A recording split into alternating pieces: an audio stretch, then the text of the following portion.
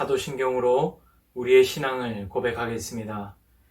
전능하사 천지를 만드신 하나님 아버지를 내가 믿사오며 그 외아들 우리 주 예수 그리스도를 믿사오니 이는 성령으로 잉태하사 동정녀 마리아에게 나시고 본디오 빌라도에게 고난을 받으사 십자가에 못 박혀 죽으시고 장사한 지 사흘 만에 죽은 자 가운데서 다시 살아나시며 하늘에 오르사 전능하신 하나님 우편에 앉아 계시다가 저리로서 산자와 죽은 자를 심판하러 오시리라.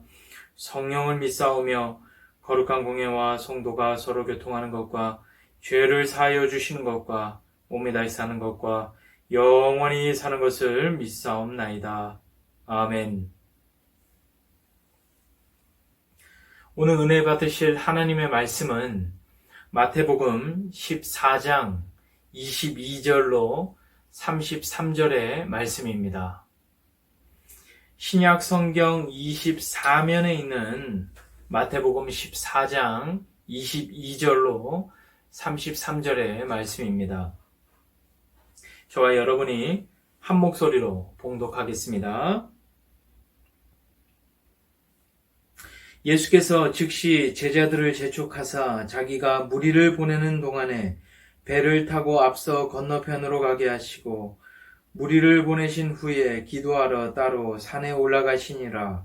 저물매 거기 혼자 계시더니 배가 이미 육지에서 수리나 떠나서 바람이 거스름으로 물결로 말미암아 고난을 당하더라. 밤 사경에 예수께서 바다 위로 걸어서 제자들에게 오시니 제자들이 그가 바다 위로 걸어오심을 보고 놀라 유령이라 하며 무서워하여 소리 지르거늘 예수께서 즉시 이르시되 안심하라 나니 두려워하지 말라.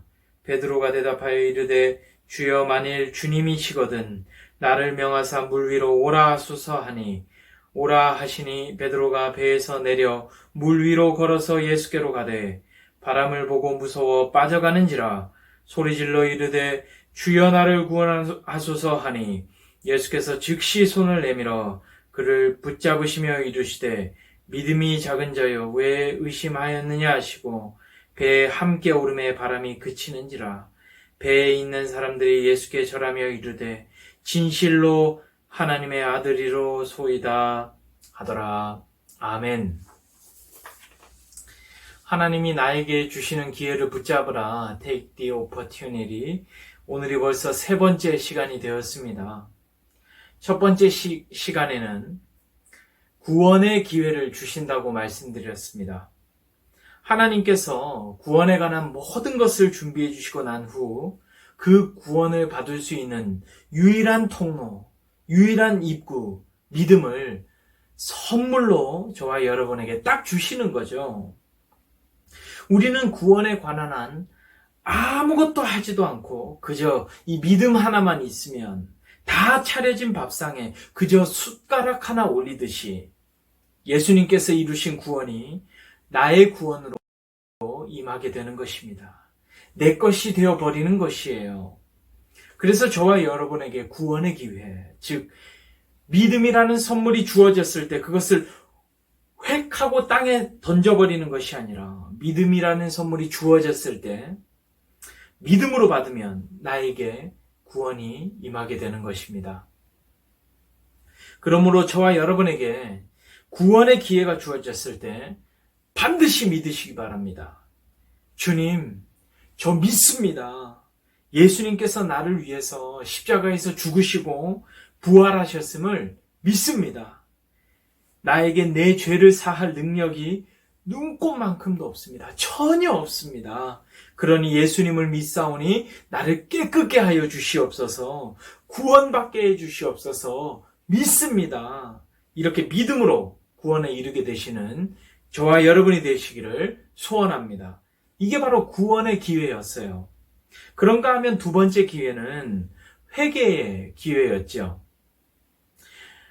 회개의 기회를 알려면 반드시 이것을 알아야 합니다, 여러분.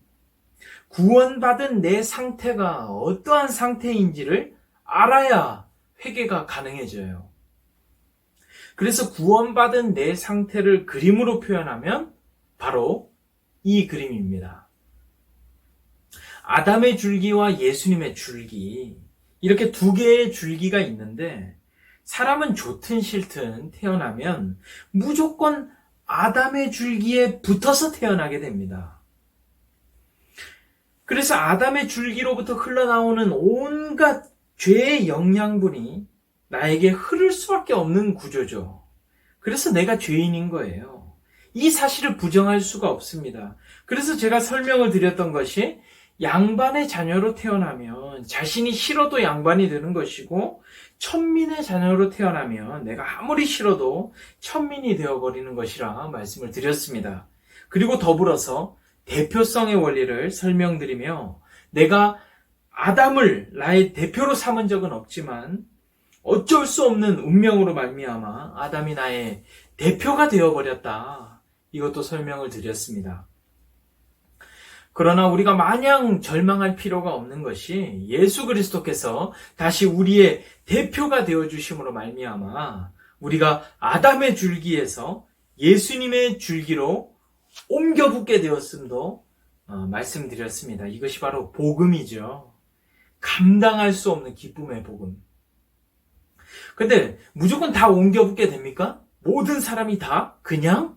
그게 아니죠. 바로 예수님께서 이 모든 일을 행하셨음을, 그러니까 제가 지금까지 설명드린 이 모든 것을 믿는 사람을 옮겨주시는 거죠. 믿는 사람을, 예수님께서 행하신 모든 일을 믿음으로 받아들이는 사람. 아담의 줄기에서 태어난 나를 예수님이 하신 모든 일을 믿는 사람은 딱 옮겨주시는 거예요. 이게 바로 회개한 상태입니다. 예수님의 줄기에 딱 붙은 최초의 상태가 바로 회개한 상태예요. 그래서 여러분, 회개도 기회인 것이에요. 왜요? 예수님이 하신 일을 믿지 않으면 예수님의 줄기로 옮겨지지 않으니까. 그래서 회개의 기회가 주어졌을 때 그 기회를 붙잡는 사람은 예수님의 줄기로 옮겨 붙여져서 회개하게 되는 것이고 곧 구원받게 되는 것입니다. 그래서 회개와 구원은 이처럼 동시에 일어나는 신비의 영역입니다. 그래서 회개는 뭐라고요? 회개 기도라고요? 그렇지만은 않다고 말씀드렸죠. 입으로 회개한다 그러고 내가 예수님의 줄기에서 떨어지면 그것은 회개하는 것이 아니라고 했어요. 그러나 꼭 내 입술로 회개합니다. 용서해 주세요. 입으로는 기도하지 않아도 내가 행함으로 예수님의 줄기에 딱 붙어 있으면 이것이 바로 회개를 한 상태이고 이것이 매일매일 이어지면 매일매일 회개의 삶을 살아가고 있는 것이다 라고 말씀을 드렸습니다. 그래서 내가 죄를 지으면 당연히 회개 기도까지 하게 되면 너무나 완벽하지만 반드시 행해야 하는 것이 바로 죄를 지은 그 상태를 아파하며 다시 똑같은 그 죄를 짓는 상황이 나에게 발생했을 때 단호히 거절하는 것. 단호하게 나는 똑같은 죄를 지지 않겠어. 예수님의 줄기에 붙어 예수님의 선하신 영양분을 받으면 나는 이 죄를 반드시 이길 수 있어. 예수님이 나에게 능력을 주시면 나는 이 죄를 안 지을 수 있어. 하고 죄의 유혹을 뿌리치는 것. 이것이 바로 진정한 회개라는 것이죠. 그래서 내 마음속에 남의 물건을 훔치고 싶은 마음이 들 때 생각하는 거죠. 내가 지금 예수님의 줄기에 잘 붙어 있나? 예수님의 줄기에 붙어 있으면 예수님의 영양분이 예수님의 능력이 나에게 흘러나올 테니 나는 이길 수 있어. 나에게 힘이 있어서가 아니라 예수님의 능력에 힘이 있기 때문에 그 능력을 나에게 주시기 때문에 내가 당연히 이길 수 있어. 이렇게 확신하면 어떠한 죄의 유혹이 찾아와도 이겨낼 수 있다는 것이죠. 이 원리가 여러분 모든 죄에 적용됩니다. 거짓말이 나올 것 같을 때, 남이 너무 미울 때, 남을 욕하고 싶을 때, 남을 공격하고 싶을 때, 혹은 이제 더 이상 그만 보고 싶은데 음란한 영상이 계속 보고 싶을 때, 보면 안 되는 것을 계속 보고 싶을 때, 하면 안 되는 것을 계속 하고 싶어질 때, 이때 얼른 예수님의 줄기로 딱 붙으면 되는 거예요. 그러할 때 모든 죄의 유혹으로부터 우리 하나님께서 저와 여러분에게 이길 힘을 주실 줄 믿습니다. 그러면 여러분, 구원받은 자의 삶이 곧 회개한 자의 삶이다라는 것은 이제 알겠는데, 그런데 내가 계속해서 죄를 지을 것을 걱정하고 염려하고, 내가 죄를 지으면 어떡하지? 내가 하나님으로부터 떨어지면 어떡하지? 이렇게 불안에 떨며 살면 되겠어요? 당연히 안 되겠죠. 하나님께서는 결코 저와 여러분이 그렇게 두렵게 떨면서 살길 바라시지는 않는단 말이에요. 그래서 여러분, 우리는 자꾸 죄를 묵상하면 안 돼요. 죄에는 뭐가 있고, 이 죄는 어떻고, 저 죄는 어떻고, 저 죄는 피해야지, 이 죄는 피해야지 하면서 자꾸 죄를 묵상하면 안 되고, 거꾸로 무엇이 선한 일인지, 어떤 생각을 하고 어떤 행동을 하는 것이 하나님께서 기뻐하실 일인지를 늘 생각하며 항상 밝은 쪽으로만, 긍정적으로만 묵상해야 한다는 것이에요. 여러분 혹시 TV쇼 진품 명품을 알고 계십니까? 어떤 일반인 출연자가 자신의 집에 있는 어떤 물건을 가지고 나오는 프로그램인데, 혹시나 이 물건이 귀한 물건은 아닐까? 진품이 아닐까? 명품이 아닐까? 하는 마음으로 그 물건을 가지고 출연을 하는 거예요. 그러면 그 출연자의 물건을 감별하는 거죠, 전문가들이. 만일 그 출연자의 물건이 도자기면 도자기 전문가들을 이렇게 초청해서 그 전문가들이 나와서 이 도자기가 혹시 진품은 아닌지, 명품은 아닌지, 아니면 혹은 요강인지 등등을 감별해주는 프로그램이에요. 근데 이 설교를 준비하면서 진품 명품에 대해서, 이 프로그램에 대해서 검색을 해봤는데, 그 진품 명품 레전드 편이 있더라고요.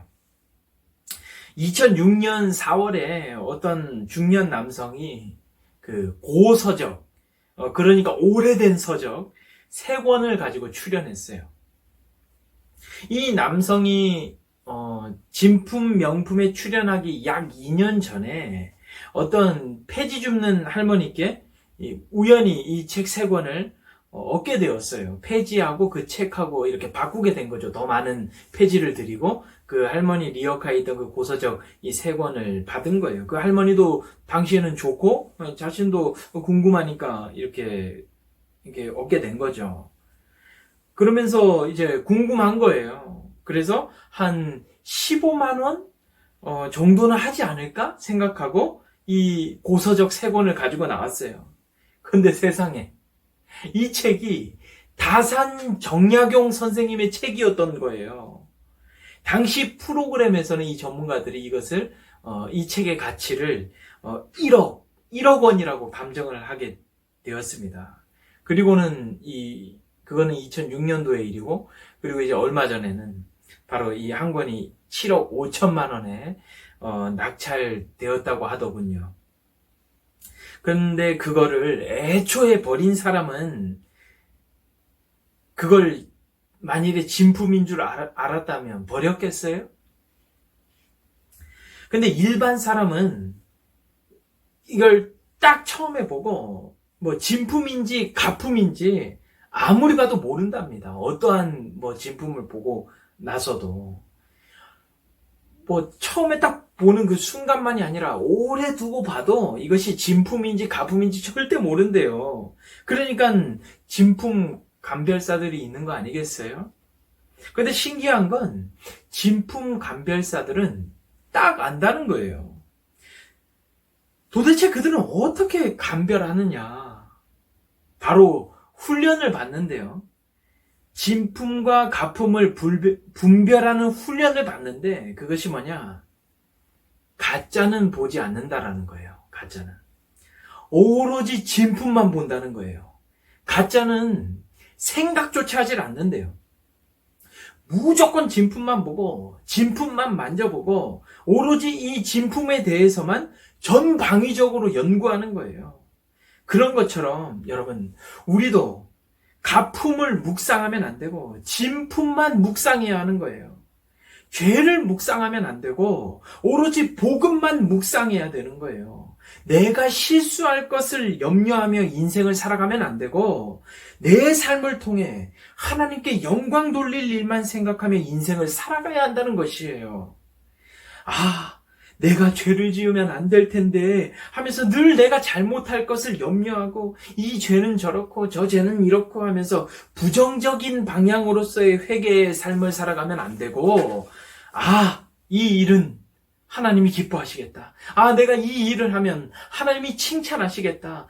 이 일을 하면 하나님께 영광이 되겠다 하는 긍정적인 방향으로서의 회개의 삶을 살아가야 한다는 거예요. 여러분, 믿음은 자라나는 거거든요. 그래서 성경에도 약한 믿음이 있고 강한 믿음이 있다고 말씀하는 거예요. 처음부터 강한 믿음이 아예 없다고 할 수는 없겠지만 정말 특별한 은혜가 없다면 보통은 다 약한 믿음이란 말이에요. 근데 믿음은 그 자리에 멈춰서 있는 것이 아니라 점점 자라나는 거예요. 사용하면 사용할수록, 사용하지 않으면 그 자리 그대로겠지만, 그래서 우리는 어디까지 우리의 믿음이 자라나야 하느냐? 예수님의 분량까지 자라나야 합니다. 쉽게 말하면 예수님처럼 되라는 거예요. 예수님을 목표로 두고. 그래서 저와 여러분 한 사람 한 사람이 모두 예수님을 닮은 작은 예수가 된다면 우리가 사는 이 세상이 얼마나 살기 좋아지겠어요? 얼마나 밝아지겠어요? 우리가 가는 곳마다 기쁨이 넘치고 평안이 넘치고 우리가 가는 곳마다 하나님의 역사가 일어나고 기적이 일어나면 바로 그곳이 하나님 나라가 임한 것 아니겠어요? 바로 그곳이 천국이 아니겠습니까? 오늘 본문의 베드로를 보세요. 베드로가 여러분 어떤 사람입니까? 성격이 괴팍하고 예수님의 멱살을 이렇게 잡다시피 할 정도로 예수님을 따끔하게 훈계할 정도로 성정이 불같은 사람 아닙니까? 아주 감성적인 사람이에요. 아주 감정적인 사람이에요. 오늘도 보세요. 이렇게 제자들만 배를 타고 저쪽 건너편 마을로 이렇게 먼저 가게 된 거예요. 호수를 건너서. 예수님께서 보내신 거예요. 야, 니들만 먼저 가 있어라. 나는 나중에 따라가겠다. 하시고 예수님만 이쪽 마을에 남아 계시고 그 모든 제자들은 배를 타고 이렇게 떠나게 된 거죠. 그리고는 예수님께서는 기도하러 산으로 올라가셨어요. 근데 제자들의 배가 출발할 때만 해도, 처음 출발할 때만 해도 이렇게 굉장히 잔잔했어요. 근데 출발한 지 한 9시간쯤 지났나? 그러니까 이들이 6시, 저녁 6시에 출발하고 이렇게 시간이 흘러서 9시간이 흘러서 새벽 3시쯤 되는 시간이었는데 아니 갑자기 바람이 불기 시작하더니 점점 이렇게 파도가 세지는 거 아니겠어요? 이내 번개가 치고 물이 이렇게 배에 들어오기 시작하는데 어부 출신 4사람이 있으면 뭐합니까? 감당할 수 없는 폭풍우가 몰아치는 거죠. 이처럼 대자연의 분노 앞에서는 여러분 사람이란 존재는 그저 개미 그 자체요. 속절없는 인생입니다. 감당할 수 없는 거예요. 몇 사람은 노를 계속해서 젓고 나머지는 이 배에 들이찬 물을 퍼내기 시작하는데 그게 됩니까? 그게 됩니까? 힘은 점점 빠져가고 이제 끝났다 하는 그 순간 멀리서 희미한 무언가가 보이는 거예요. 근데 점점 가까이 오는 거예요. 근데 보니까 이렇게 허여멀건한 것이 사람의 형체가 아니겠어요? 얼마나 놀랬겠습니까? 그 새벽에. 막 바람은 불지, 막 파도는 치지 않는데, 백산이 돼가지고, 이 모든 제자들이, 유령이다, 유령이다, 막 소리치는데, 예수님이 아니겠어요? 무리를 걸어오고 계신 그 예수님께서 말씀하시기를, 안심하라, 나니, 두려워하지 말라, 말씀하시는 거예요. 근데 우리 베드로 굉장히 괴팍하잖아요? 예수님을 딱 알아봤으면, 아니, 예수님, 물 위에서 뭐 하세요, 지금? 빨리 배 위로 오세요, 빨리 배 위로 오세요, 하든지 아니면, 아니, 예수님, 지금 이 바람과 파도를 좀 잠잠하게 만들어주세요. 우리가 죽겠나이다, 하든지 해야 되는데, 예수님, 만일 주님이 맞으시면, 저를 물 위로 걸어서 예수님께로 가게 해주십시오. 라고 말하는 거예요. 굉장히 특이하죠. 괴팍하죠. 이 순간에도 물 위로 한번 걸어보고 싶었던 걸까요?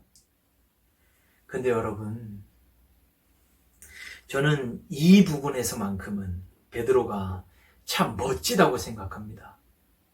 그냥 단순히 야, 베드로 참 철없다 할 수도 있겠지만 저는 그런 생각이 들지 않고 베드로가 이렇게 생각했는지는 모르겠지만 지금 바로 뒤집어져도 이상하지 않을 그 위험천만한 배 위에 있는 것보다는 오히려 예수님이 계신 곳이 더 안전하겠다. 즉, 겉으로는 말도 안 되게 위험해 보여도 예수님이 계신 물 위가 더 안전하겠다 싶은 거예요. 왜냐하면 그곳에 예수님이 계시니까. 여러분, 어디가 더 안전하겠습니까? 예수님이 안 계신 최첨단 도시, 살기 좋은 그런 곳이 안전하겠습니까? 아니면 그곳이 위험한 곳이라 할지라도, 아니면 그곳이 불구덩이라 할지라도 어디가 안전하겠습니까? 최첨단 도시가 안전하겠습니까? 아니면 불구덩이 같은 곳이라도 예수님이 계신 곳이 안전하겠습니까? 우리 주 예수 그리스도께서 계신 곳이 안전한 줄 믿습니다.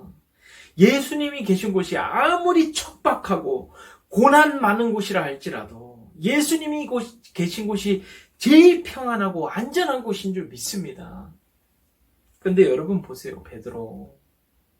그냥 그대로 예수님 보며 끝까지 걸어갔으면 됐는데 어딜 바라봅니까?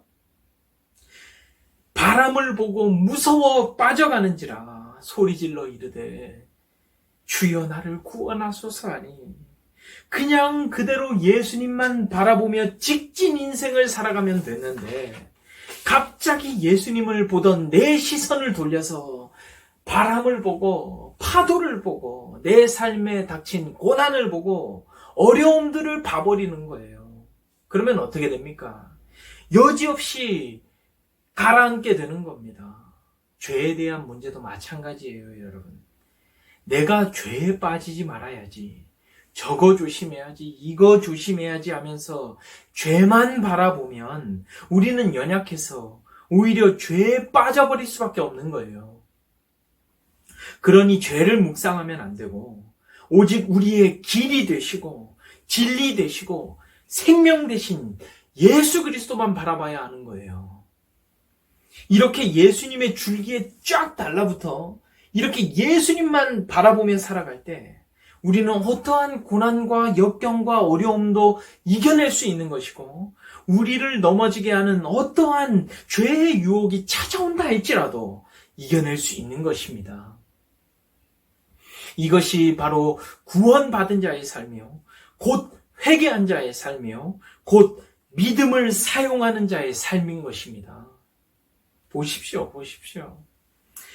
예수께서 즉시 손을 내밀어 그를 붙잡으시며 이르시되 믿음이 작은 자여 왜 의심하였느냐 하시고 파도를 바라보더니 가라앉아가는 그 베드로를 보시고 예수님께서 뭐라고 말씀하십니까? 믿음이 작은 자여 왜 의심하였느냐? 예수님을 바라보지 않고 파도를 바라본 사람에게 믿음이 작다고 말씀하시잖아요. 즉, 믿음이 큰 사람은 파도를 바라보지 않고 예수님을 바라보는 사람이라는 거예요. 큰 믿음이 큰 사람은. 베드로는 믿음이 작은 자였습니다. 그렇죠. 이것은 여러분, 베드로뿐만이 아니라 저와 여러분도 다 처음에는 믿음이 작습니다. 물론 지금도 작을 수 있습니다. 하지만 여러분 걱정하지 마세요. 믿음은 자라납니다. 베드로가 오늘 본문에서는 믿음이 작다 책망받았지만 나중에는 어떻게 되는지 아세요? 설교 한 번에 3,000명이 회개하는 역사가 일어나는 큰 믿음의 사람이 되고요. 예수님의 십자가 앞에서는 예수님께서 그 십자가에 달려 죽으셨을 때는 자신도 죽을까봐 두려워서 도망친 자였지만 나중에는 믿음이 커지고 나서는 나같이 미천한 사람이 감히 예수님과 같은 모습으로 죽을 수 없다며 자진해서 거꾸로 십자가에 못 박혀 죽습니다. 거꾸로. 믿음이 작은 자에서 담대한 자가 되었고 큰 믿음의 사람이 되었습니다. 어떻게요? 어떻게 그가 큰 믿음의 사람이 되었습니까? 예수님께 꼭 붙어 있음으로 말미암아 파도를 바라보는 것이 아니라 예수 그리스도만 바라봄으로 말미암아 그렇게 그는 한 걸음 한 걸음 하루하루 믿음이 성장해 나간 것입니다. 사랑하는 성도 여러분, 저와 여러분도 마찬가지예요. 우리의 매일매일의 삶이 바로 믿음을 사용할 수 있는 기회가 주어지는 삶입니다. 저와 여러분에게 믿음을 사용할 수 있는 기회가 계속 끊임없이 주어진다라는 거예요. 그런데 세상을 바라보게 되면 믿음을 사용하지 못한 것이고 예수님을 바라보게 되면 믿음을 잘 사용하게 된 겁니다. 나에게 생긴 어려움을 바라보면 믿음을 사용하지 못한 것이고 내 시선을 어려움에서 고난에서 괴로움에서 예수님께로 옮기면 믿음을 잘 사용한 겁니다. 이거 아무것도 아니야. 나는 견뎌낼 수 있어. 이 어려움 이겨낼 수 있어. 웃자. 그래 웃자. 기뻐하자. 견뎌내자. 나는 영원히 이 땅에서 살 사람이 아니야. 내 고향은, 내 본향은 예수님 곁 하나님 나라야. 이렇게 마음 먹고 끝까지 견디고 예수님만 바라볼 때 나중에 저와 여러분이 하나님 앞에 서는 그날 기억하십시오, 여러분. 예수님께서 나를 안아주시며 저를 안아주시며 여러분을 안아주시면서 잘했다 칭찬해 주실 것입니다. 누구누구야, 승남아, 그때 너 너무 잘 견뎠다. 그때 우리 승남이 너무 자랑스러웠다. 그때 우리 천국에서 어땠는 줄 아니? 아브라함과 이삭과 야곱과 다윗과 베드로와 바울과 함께 모여서 승남이 너를 얼마나 응원했는지 몰라. 그런데 네가 거기서 믿음의 기회가 주어졌을 때 사용하더구나. 사용하라고 얼마나 우리 베드로가 승남아 힘을 내. 누구누구야 힘을 내. 믿음을 사용해라. 성경에 내가 그렇게 했던 것처럼 나의 믿음이 자라났던 것처럼 예수님만 바라봐라. 믿음을 사용해라. 이렇게 너를 얼마나 응원했는지 몰라. 그리고 네가 믿음을 사용했을 때 우리가 다 같이 얼마나 기뻐했는지 모른단다. 얼마나 너를 자랑스러워했는지 모른단다. 정말 수고했다. 정말 수고했다. 이제 우리 이 천국에서 편안히 쉬자꾸나. 이런 축복이, 이런 주님의 위로가, 이런 주님의 칭찬이 저와 여러분에게 있어지시기를 우리 주 예수 그리스도의 이름으로 축복합니다. 믿음 사용의 기회가 주어졌을 때, 곧 고난이 찾아왔을 때, 곧 죄의 유혹이 찾아왔을 때 우리 예수님만 바라보시는 복된 저와 여러분이 되어지시기를 주 예수 그리스도의 이름으로 축원합니다. 축복합니다. 기도하시겠습니다. 사랑 많고 은혜가 풍성하신 우리 아버지 하나님 참 감사합니다. 믿음은 자라나는 것이라 말씀하셨사온데 하나님, 저희는 약해도 너무나 약합니다. 너무나 연약해서 믿음이 도통 자라나질 않습니다. 은혜를 베풀어 주셔서 저희의 믿음이 날로 성장해 나갈 수 있도록 은혜를 베풀어 주시옵소서. 그리하여 우리 인생에 어떠한 풍파가 닥친다 할지라도, 어떤 인생의 고난이 찾아온다 할지라도 믿음을 사용하여 모든 어려움을 이겨낼 수 있는 우리 모두 되게 하여 주시옵소서. 그리하여 훗날 하나님 앞에 서는 그날 잘했다 칭찬받고 위로받고 상급받는 우리 모두 되게 하여 주시옵소서.